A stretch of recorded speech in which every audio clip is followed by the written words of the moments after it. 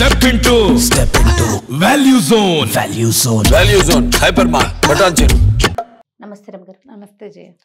రమగారు, మనం ప్రస్తుతం చూసుకుంటే రమగారు, వైఫ్ అండ్ హస్బెండ్ ఇద్దరం ఉద్యోగాలు చేస్తున్నారు.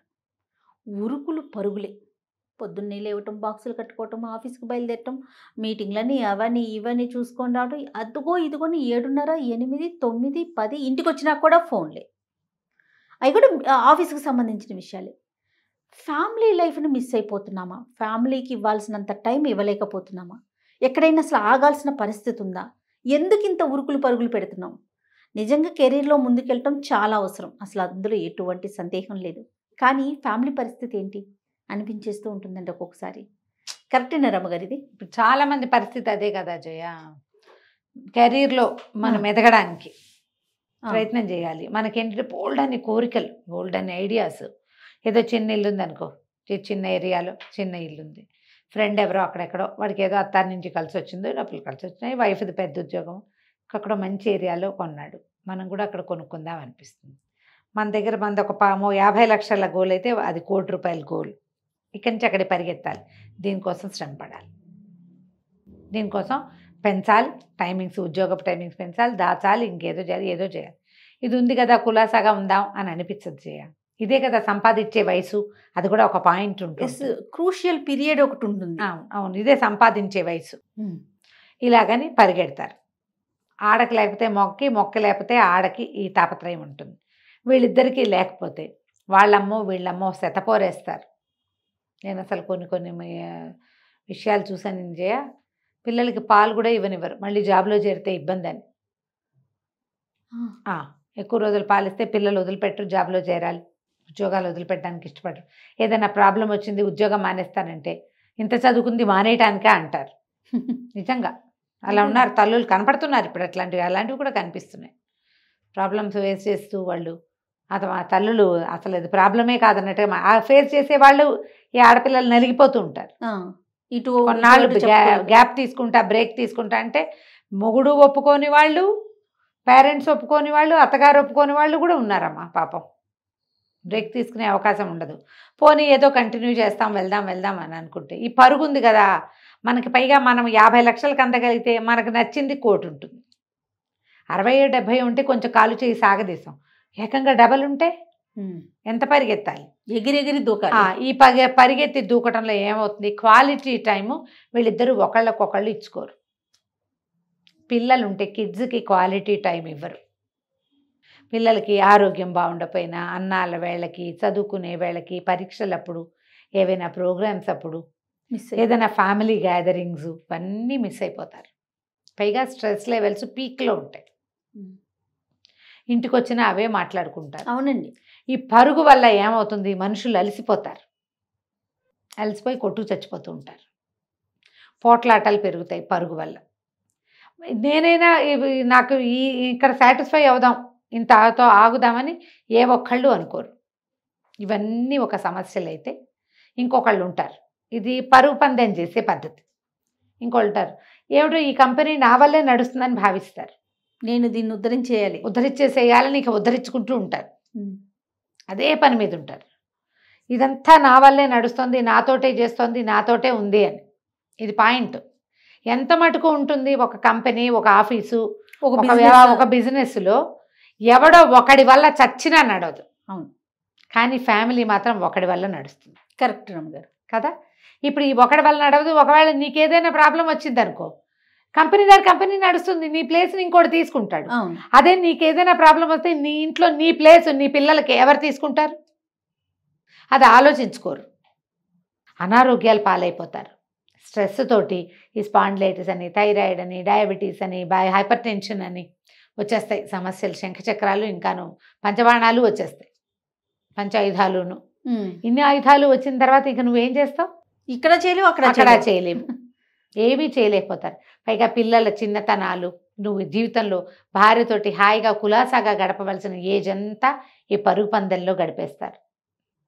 అతి ఆకాంక్షల వల్ల, అమిత కోరికల వల్ల, ఎంతసేపు అందరాని మెట్లు ఎక్కేయాలని, ఎక్కకూడదని నేను అన్నమ్మ. యాంబిషియస్గా ఉండి తీరాలి ప్రతివాడు. యాంబిషన్ లేకుండా కుదరదు.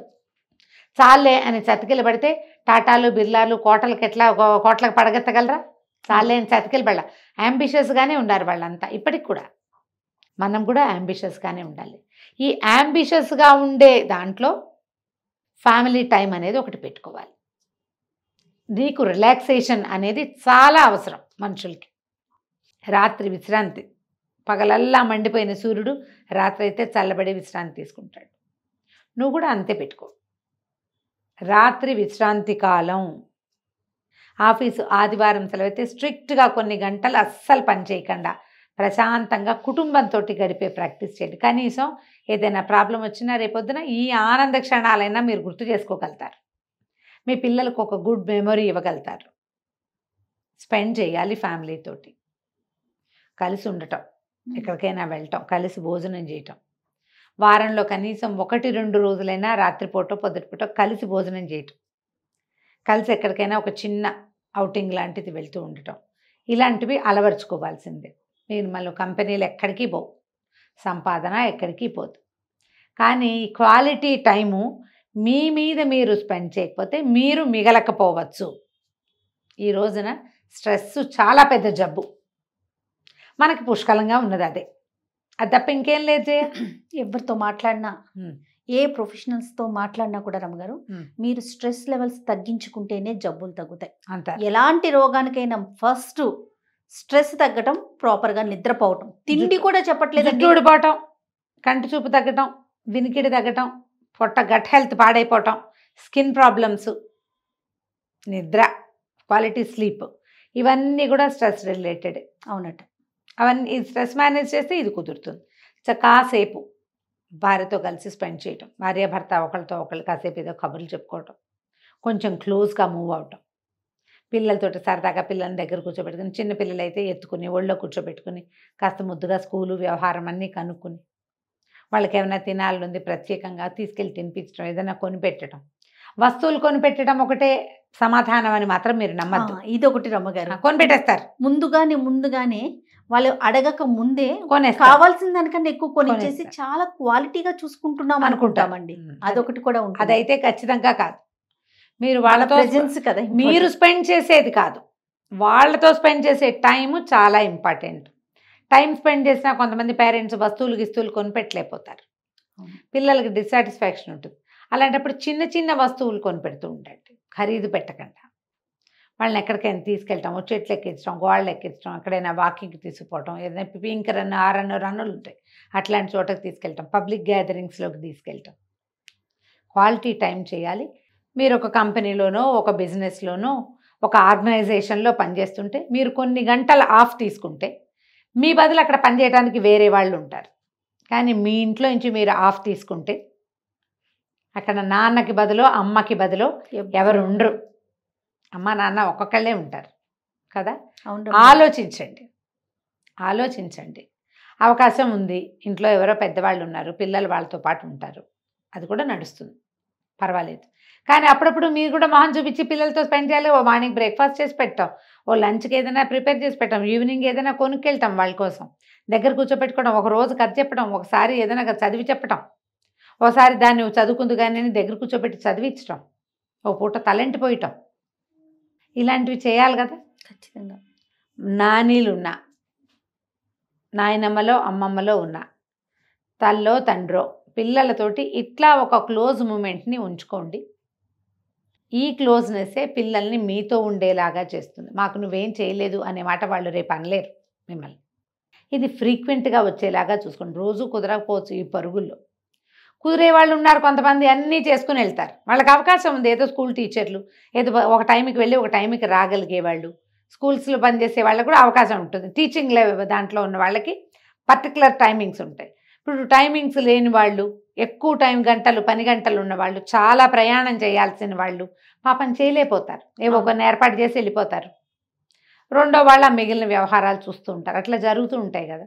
అందుకని ఎప్పుడు అవకాశం లభిస్తే అప్పుడు పిల్లలతోటి, ఫ్యామిలీతోటి, అమ్మా నాన్నలతోటి, పెద్దవాళ్ళతోటి స్పెండ్ చేసి వాళ్ళ టైం రోజు వాళ్ళే పని చేస్తున్నారు, ఇవాళ మీరు చేయండి, సెలవు వచ్చింది కదా అని మీరు ఎంజాయ్ చేస్తామంటే పెద్దవాళ్ళు ఏమైపోతారు పాపం కదా.